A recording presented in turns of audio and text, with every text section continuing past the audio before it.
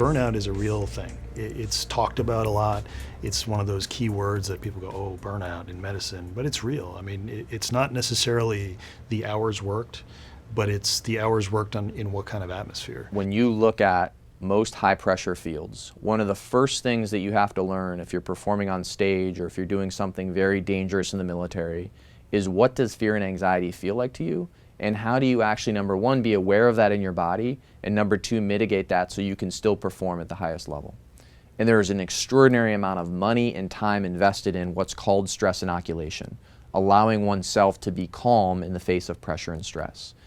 Interestingly, healthcare, particularly most parts of surgery, is by definition high stress. It doesn't always feel acute or high stress to the average person who's been doing it 20 years, but there are moments in time that become very risky or very dangerous. Most people who come into medicine are never trained for those environments.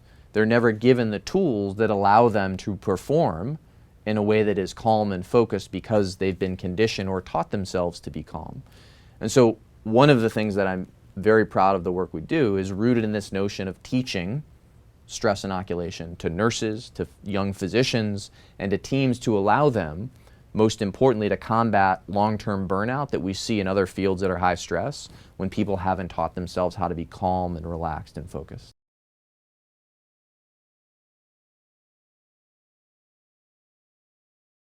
You know, what we see this is in the response of those people who are on the ground delivering care. So the people, the nurses in the OR, the residents, the level of engagement with this kind of thing is totally different from what we've seen in the past. We've got people who are super motivated, intelligent kids right out of med school who want to become heart surgeons. And the question is, can we leverage this expertise to supercharge that training? It should be as fast as possible learning the elements of those skill sets. And how do we do that? We learn from people who train really well. How do we train you how to look at an operating room with massive amounts of data and integrate that quickly and make a medical decision that's right? It's not a natural skill. So, but it's trainable. I worry about burnout or the fact that there's not enough doctors or there's not enough surgeons out there because of the incredible pressures. And if we can help alleviate that and give them a different way of looking at themselves and how they treat themselves, more like the athletes and the experts that they are, and they can bring that only help the whole system all the way through.